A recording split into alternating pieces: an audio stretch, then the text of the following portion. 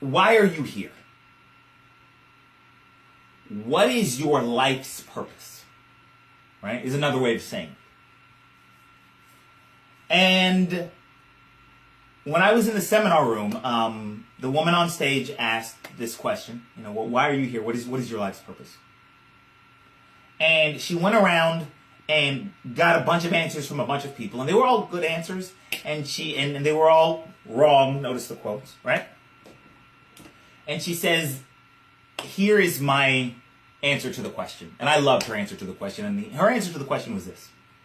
She said, your life's purpose is to be the best version of yourself that you can be while you are here.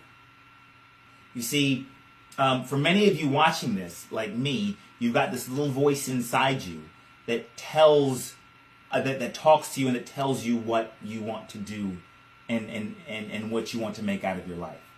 Like what one dream would you dare to go for if you knew you couldn't fail?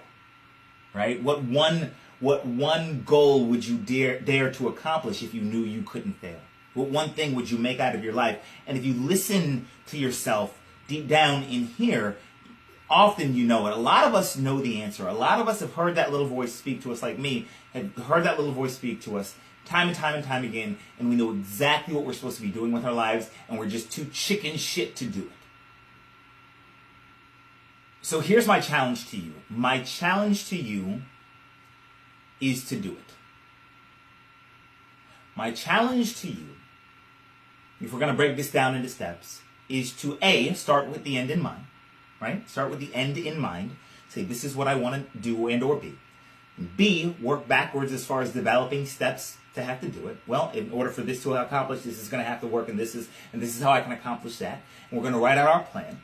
And we're going to write out our plan with the full understanding that our plan is going to be flexible and it's not going to happen the way that we think it's going to happen. It's not going to happen according to plan. But we're going to write out a plan so that we have something to follow.